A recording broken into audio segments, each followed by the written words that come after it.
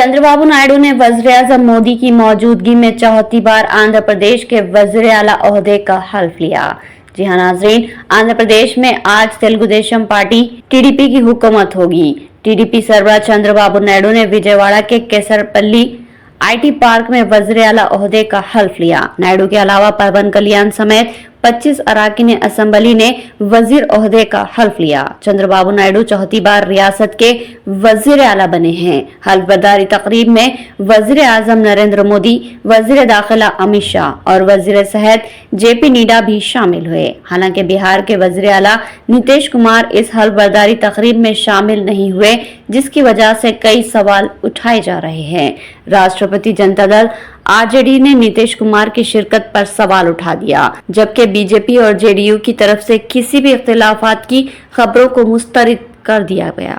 Andhra Pradesh assembly की तादाद 175 के मुताबिक काबीना में वज़ीर आला समेत 26 वज़रा हो सकते हैं। पवन कल्याण को नायब वज़ीर आला बनाया गया। चंद्रबाबू नायडू के बेटे नारा लोकेश ने भी इस मौके पर हल्फ लिया। आंध्र प्रदेश में टीडीपी, पवन कल्याण की जनसेना और बीजेपी ने मिलकर इलेक्शन लड़ा था। एनडीए को 164 असेंबली सीटें मिली। इनमें से टीडीपी को 135, जनसेना पार्टी को 21 और बीजेपी को 8 सीटें मिली है। इससे पहले आंध्र प्रदेश के गवर्नर अब्दुल नजीर ने चंद्रबाबू नायडू को आंध्र प्रदेश में हुकूमत बनाने की दावत दी।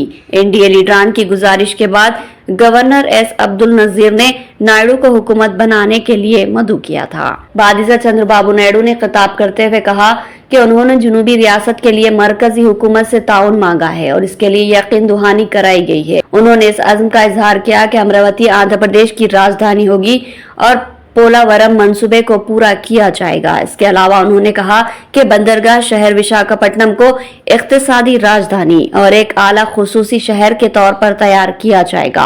टीडीपी सरबराह ने हालिया इंतखाबात में एनडीए की जबरदस्त जीत को बेमिसाल करार दिया। नायडू के मुताबिक इससे पहले वो कई इलेक्शन का जायजा ले चुके हैं, लेकिन 2024 के इलेक्शन ने उन्हें सबसे ज्यादा इत्मीनान बख्शा है। चंद्रबाबू नायडू अने नेनु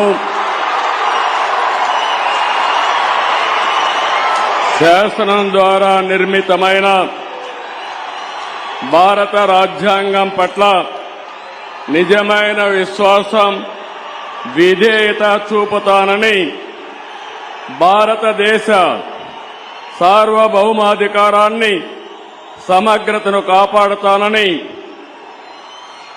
ఆంధ్రప్రదేశ్ రాష్ట్ర ముఖ్యమంత్రిగా